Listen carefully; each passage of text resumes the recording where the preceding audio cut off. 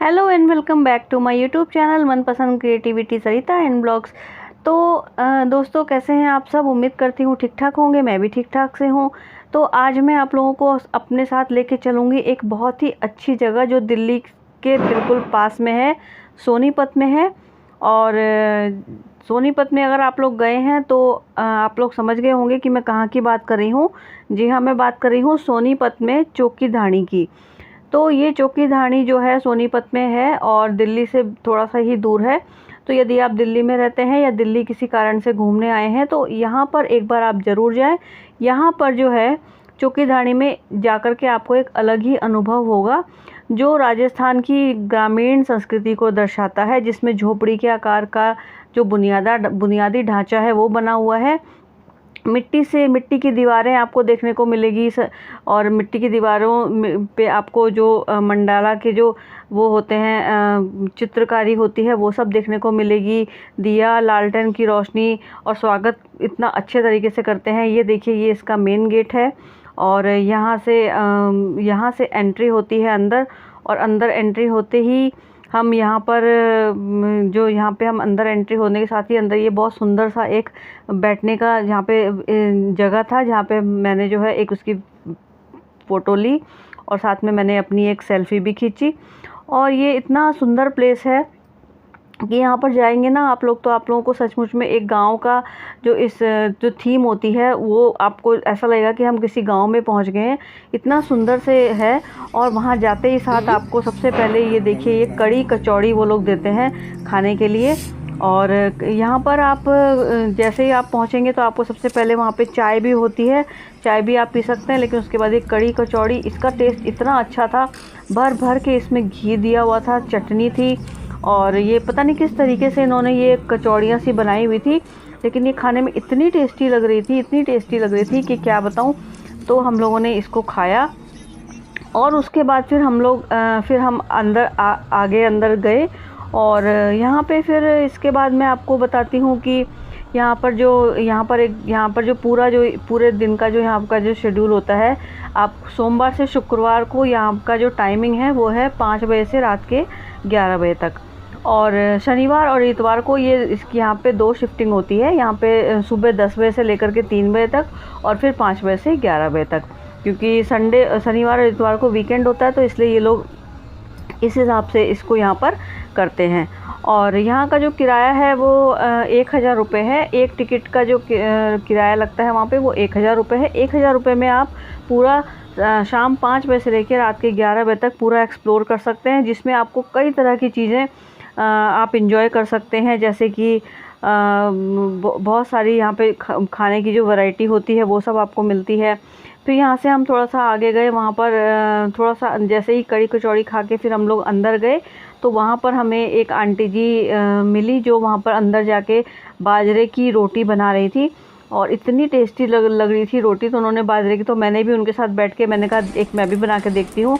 ये देखिए बाजरे की रोटी, और एक इसमें इन्होंने इतना सारा घी ऐसे निचोड़ के हाथ से और गरम गरम रोटी उसमें घी डाल के, और लहसुन की चटनी थी, और ये आप गुड़ देख रहे हैं साथ में गुड़ था और इतना टेस्टी लग रहा था खाने में, बहुत ही ज़्यादा। तो हमने कहा चलो जब आए हैं तो यहाँ पे जितनी भी चीज़ें हैं सबका हम आनंद तो लेंगे ही। तो यहाँ पर जो है ना, यहाँ का माहौल एक इतना मतलब जीवंत माहौल मिलता है। विशाल पूरा बहुत बड़ा है, ये पूरा विशाल जगह पर ये है। कम से कम ये जो है एक बहुत ही अनोखी, मतलब जिसको कह सकते हैं कि मनोरंजन की एक छवि यहाँ पे दिखाता है। मनोरंजन करने की एक जगह है जिसमें आपको राजस्थान की जीवंत संस्कृति और मतलब आतिथ्य का झलक मिलता है, जो कि ये लगभग पूरा 12.5 एकड़ के विशाल क्षेत्र में फैला हुआ है। बिल्कुल पारंपरिक राजस्थानी गांव की ये एक बेहतरीन, जिसको बोलते हैं, प्रतिकृति आपको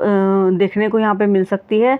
और आपको यहाँ पे स्थानीय चीज़ें भी, जैसे बहुत सारी चीज़ें देखने को मिल सकती हैं। यहाँ पे जो ऊँट को सजाते हैं किस तरीके से राजस्थान में, और खुला पूरा स्थान है, चित्रकारी होती है यहाँ पे, लोक मनोरंजन होता है, गांव का बाजार जैसा होता है उस तरह का है यहाँ पे। और खाना तो मुंह में पानी ला देने वाला है, मतलब इतना अच्छा है कि आप पूछो मत। यहाँ पे बहुत सारी चीज़ें ऐसी हैं कि जो हम तो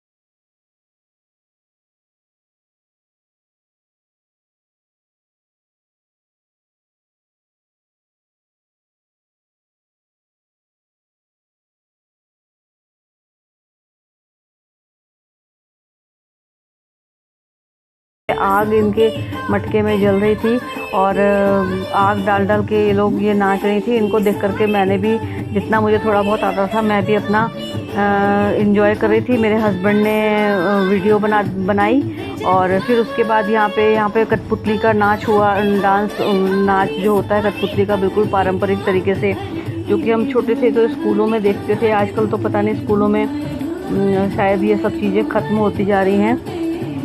लेकिन यहाँ पे बड़ा अच्छा एक जादू का शो था, जादू का एक हमने शो देखा।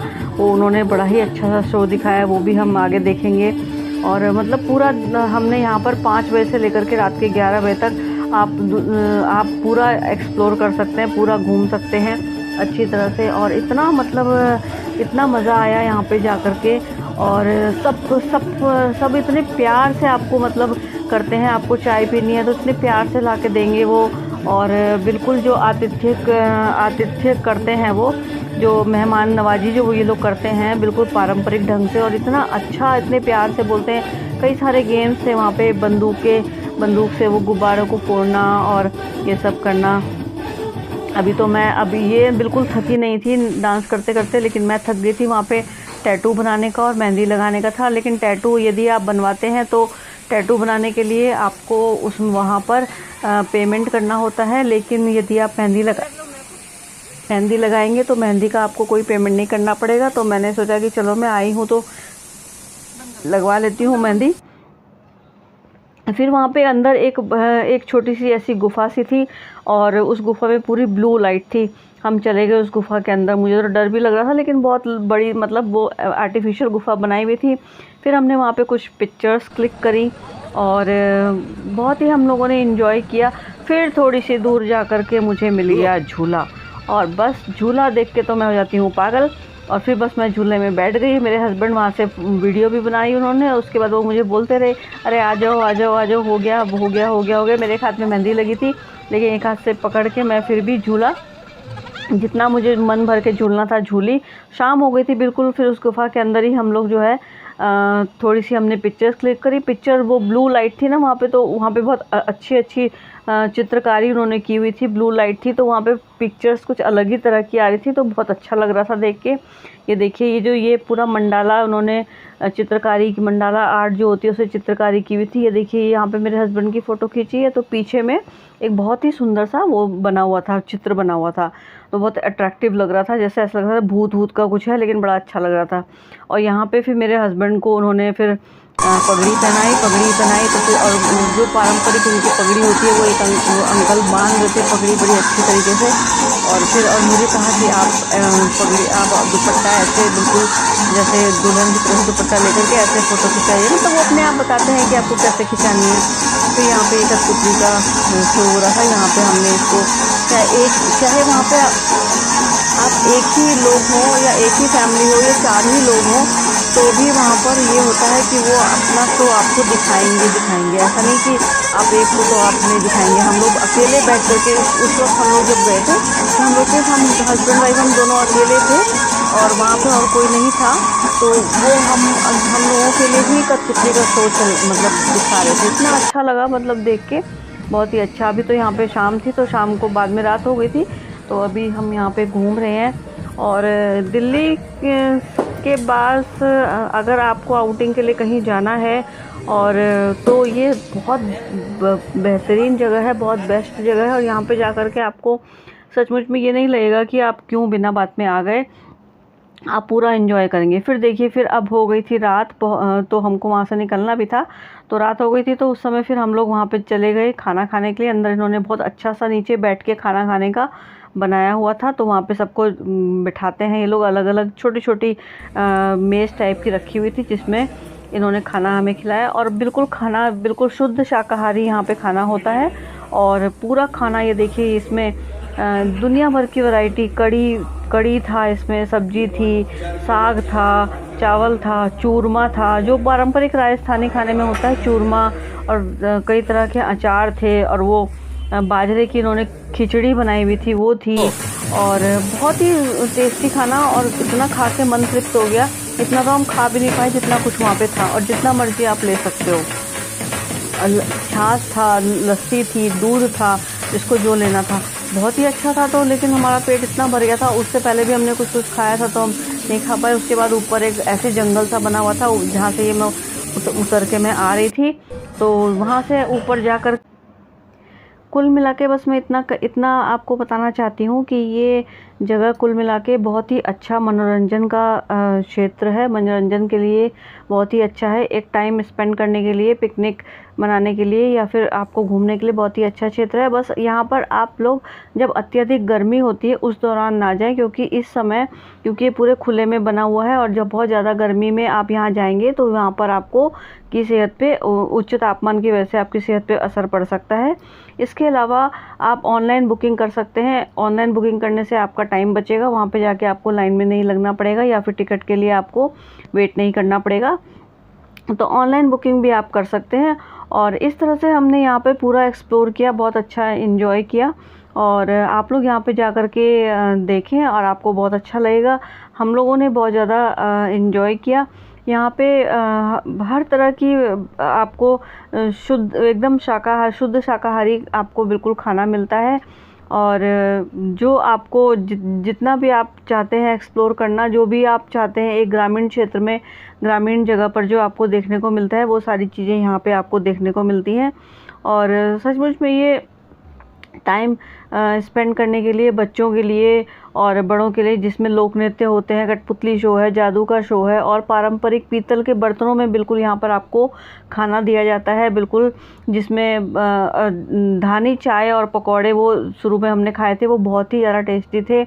और जोधपुरी बेसन गट्टे की सब्ज़ी होती है उसमें, जो कि बहुत ही ज़्यादा लाजवाब लगती है खाने में। और भी बहुत लजीज खाना होता है यहाँ का, बिल्कुल जो पारंपरिक भोजन होता है बिल्कुल राजस्थान का, वो आपको यहाँ पे खाने को मिलता है। तो आपको ये मेरा वीडियो कैसा लगा आप लोग मुझे कमेंट करके ज़रूर बताएं।